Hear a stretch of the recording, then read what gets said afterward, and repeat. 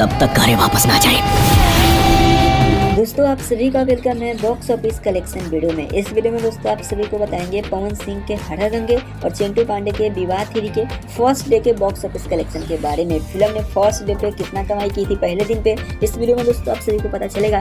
तो वीडियो को दोस्तों लास्ट तक देखते रहिएगा। वीडियो को लाइक करके चैनल को भी सब्सक्राइब कर सकते हैं बॉक्स ऑफिस कलेक्शन वीडियो देखने के लिए। तो सबसे पहले दोस्तों बात कर ले प्रदीप पांडे चिंटू के विवाह 3 फिल्म के बारे में।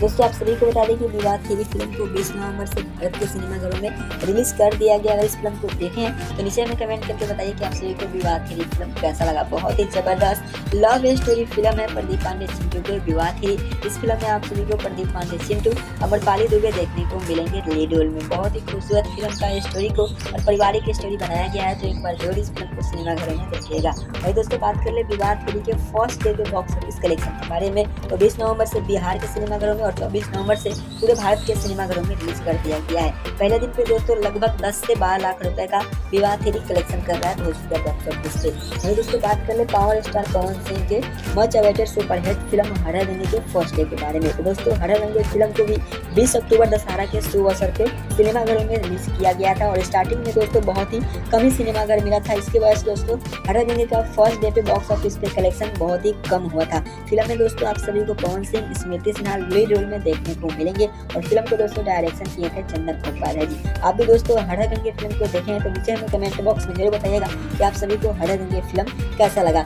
स्टार्टिंग में दोस्तों पहले सप्ताह में पहले दिन पे लगभग 14 ही सिनेमाघर मिला था हर हर गंगे फिल्म को। इसके वजह से दोस्तों कमाई बहुत ही कम हुआ। पहले दिन पे दोस्तों हर हर गंगे फिल्म ने 5 से 6 लाख रुपए का बॉक्स ऑफिस कलेक्शन किया था। उसके बाद दोस्तों गर्दा उड़ा के box office collection Bhojpuri box office पे किया। दोस्तों वीडियो अच्छा लगा हो तो वीडियो को लाइक करें, चैनल को सब्सक्राइब कर ले। मिलते हैं दोस्तों अगली वीडियो में। Thanks for watching.